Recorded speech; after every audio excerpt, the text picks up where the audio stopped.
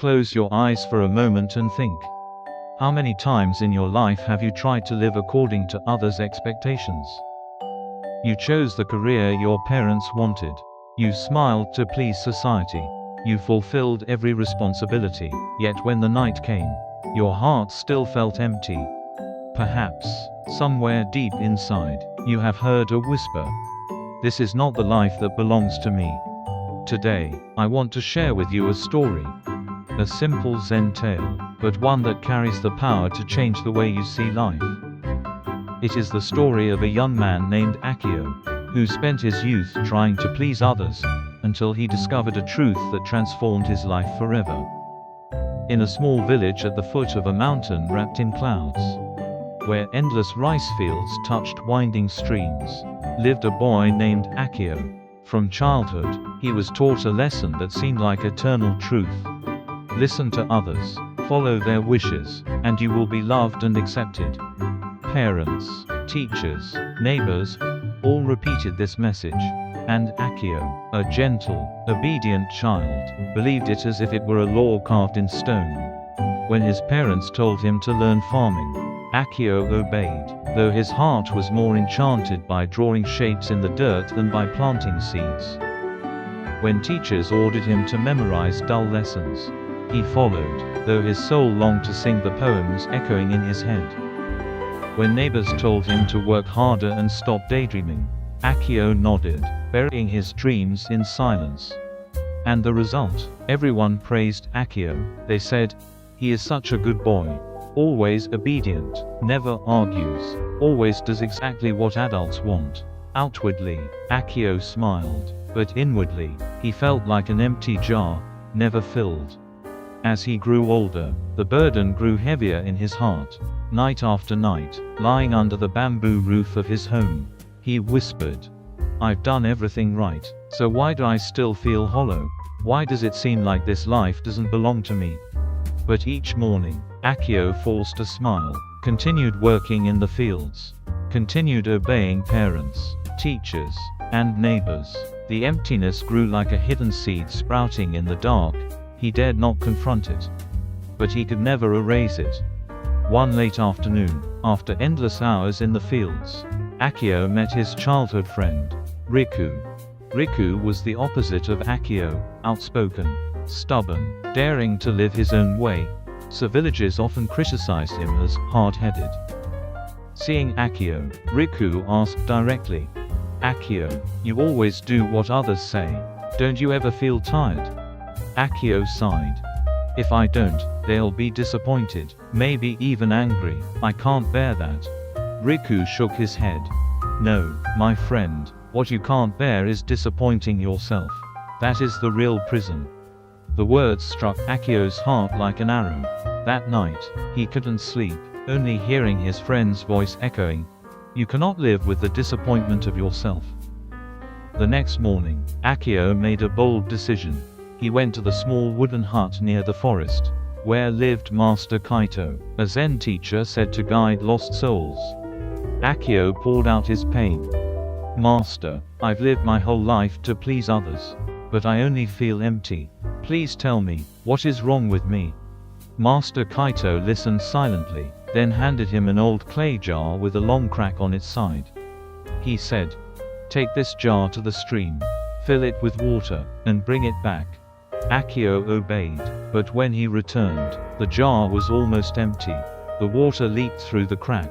Lowering his head in shame, he said, "Forgive me, Master, I couldn't keep the water inside this broken jar." The Master smiled gently. "Exactly, Akio, this jar is your life. You've tried to fill it with others' expectations, but they leak away through the cracks of your soul. Only when you pour into it what truly belongs to you, will it be full." Akio hesitated. "But Master, if I live for myself, won't others call me selfish? Won't they reject me?" The Master placed his hand on Akio's shoulder, his voice deep and calm. "Tell me, Akio, what is worse, being called selfish by others, or betraying yourself every single day?" The question thundered inside Akio's heart. Tears filled his eyes. He realized he had betrayed himself for years, burying dreams, silencing his voice, killing his spirit, just for a few words of praise. That night, for the first time in years, Akio opened a small wooden box hidden under his bed. Inside lay an old brush and faded paints, treasures of his childhood. With trembling hands, he dipped the brush into paint and began to paint under the moonlight. Each stroke revived his soul. Tears rolled down his cheeks, but a smile returned to his face. He painted the river, the mountains, and even the cracked jar. From that day, though he still worked the fields, Akio spent evenings painting. His art was filled with life, carrying both sorrow and hope. Word spread in the village. Some laughed, a farmer wasting time with colors. Others whispered, he must be crazy. At first, the words hurt, but Akio remembered Master Kaito's teaching. What is worse, being called selfish, or betraying yourself? And he chose not to betray himself anymore. He continued to paint, despite ridicule, and then, a miracle. A traveling merchant saw his work, moved by the soul within each stroke, and bought it. Slowly, Akio's art spread beyond the village. But for Akio, what mattered was not wealth or fame. What mattered was that the emptiness was gone. He still helped his parents, still worked the fields, but he was no longer a prisoner of approval. He was free. One evening, as the sun burned red behind the mountains, Akio gathered the village children and told them the story of the cracked jar. If you live only to please others, your life will always leak away. But if you dare to pour in your dreams and your truth, the jar will overflow with happiness. The children listened with wide eyes. Even the adults, those who once mocked him, nodded silently in understanding. Years later, people no longer remembered Akio as just a farmer or a painter. They remembered him as the man who taught them the power of living true to oneself. They repeated his words, he taught us something greater than farming or painting. He taught us how to live. And so, the story of Akio became a light. If you live only for others, you lose yourself. But if you dare to live your truth, you will find happiness, and inspire others to do the same. The story of Akio is not just about a boy in a distant village.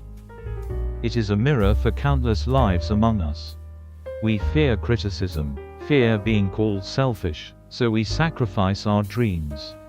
But as Master Kaito said, what is worse, being called selfish, or betraying yourself every day? Remember this. A life lived for the eyes of others is like a cracked jar, empty and wasted. But a life lived true to yourself will be meaningful, overflowing, and it may even light the path for others. So, which will you choose? To live in the prison of expectations, or to open the door to the freedom of your soul? The answer lies in your hands.